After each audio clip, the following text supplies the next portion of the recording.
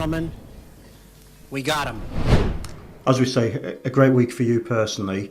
How happy are you to have committed your future to the club? A lot. I will say that I want to be here. I'm happy here. My family is happy here. Very pleased to sign a new deal. I hope keep give joy to the fans. I'm looking forward to be better than I am, and I hope I can get it for the fans, for the team, for everyone. After an intense game against the Hammers, where Newcastle were held to a draw, fans have been left questioning, why are things not clicking? So today we'll break it all down to understand what exactly is Eddie Howe doing. We'll also discuss the major injury updates and find out who have been called up for international duty. Here we go again. Starting off, Newcastle's league position may be 8th, but when looking at the opening 75 minutes of matches this season, they sit at the top of the Premier League table. Their inability to close out games is a concerning trend.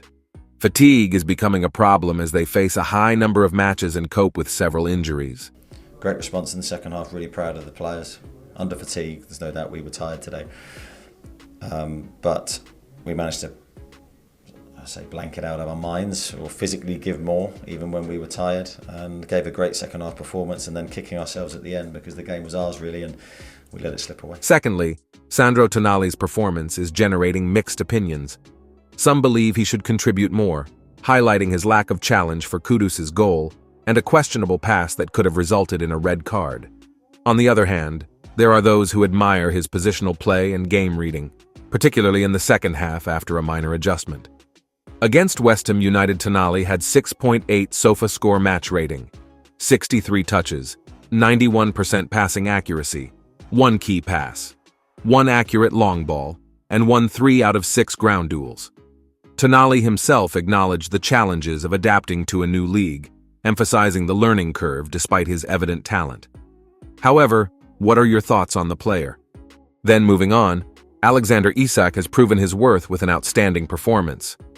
Newcastle was struggling to make an impact in the game until Isak turned things around with 2 brilliant finishes and nearly added a 3rd goal. His exceptional play also included a sublime assist for Dan Burn. With his goals, Isak joins an elite group of Swedish players to score in 3 consecutive Premier League matches, following in the footsteps of Ibrahimovic and Ljungberg. While there has been recent discussion about unsung heroes, sometimes a superstar is needed to make the difference when it truly matters. At a price tag of £63 million, Isak is not only worth every penny, but is also proving to be a bargain in today's inflated market. Against West Ham, Alexandre Isak had a SofaScore rating of 8.4, scored 2 goals from an expected XG of 1.60, 2 shots on target, 1 shot off target, hitting the woodwork once, completing 4 dribbles out of 6, and missed 1 big chance. Alexandre Isak now has 5 goals in the last 4 games. Given his current form, it's difficult to imagine anything other than injury interrupting his impressive goal-scoring streak. Talking about injury, I don't like where this is going. There has been a new development as Alexandre Isak withdrawn from the Sweden squad in major Newcastle United injury blow. Oh, nah, dawg. Come on, man. Isak will return to Tyneside and be assessed ahead of United's Premier League fixture at home to Crystal Palace on Saturday, October 21st.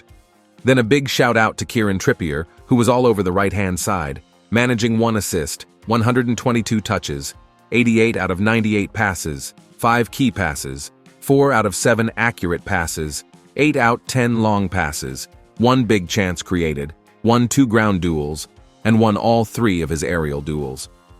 With that, Kieran Trippier, compared to defenders in the Premier League since the start of last season, has the most passes into the box, 622, most accurate crosses, 157, most chances created, 135, most big chances created, 30, and most assists, 12. We're very pleased overall of the recent games, but now we need to rest, refocus, and then come back in the same vein of form, starting at Crystal Palace. Then, in other news, Yankuba Minteh, who joined Feyenoord on loan from Newcastle, has made an impressive start at the club.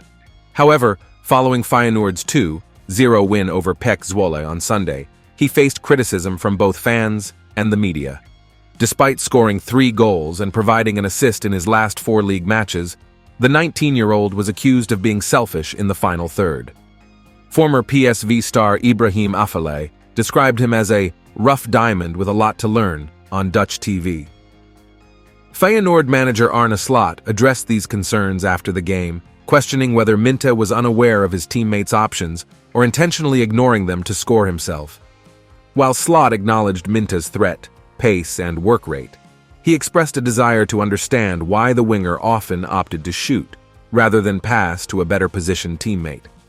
In an interview with ESPN, Slot shared his thoughts on the matter. "I don't know whether it is a lack of overview today, or whether it was an urge to want to score a goal himself. As far as I'm concerned, that's not the same, because if you have an overview and you see someone standing free and think, well, today I'm going for my own chance, that's different from not seeing someone. Because in general, I think he has the overview. But today he often went for his own chance. But it is true that he is always involved in threats because he is, of course, so fast. But today he definitely didn't get the maximum return out of it. He is still young and works very hard. He is also always willing to defend back. But I will look back carefully to see whether the overview was lacking or whether he thought I wanted to score a goal against this opponent." Yankuba Minteh has had an outstanding start to the season, featuring prominently in matches, scoring goals, and even making appearances in the Champions League. He also made a significant impact by scoring a crucial goal during his Gambia debut. However, it's important to remember that he is still young and relatively inexperienced, which means he is prone to making mistakes. The hope is that Minteh will learn from the criticisms he received following Sunday's game and maintain his place in Feyenoord's lineup in the coming weeks and months. With his remarkable speed, energy, and goal-scoring ability, there is immense potential for him to become a significant talent. It will be crucial for him to reflect on his mistakes and use them as learning opportunities to further develop his skills. Do it!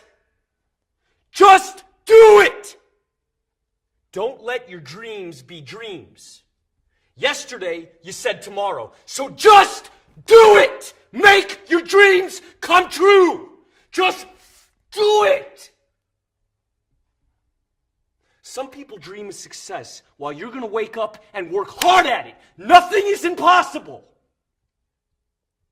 You should get to the point where anyone else would quit, and you're not going to stop there. No, what are you waiting for? Do it!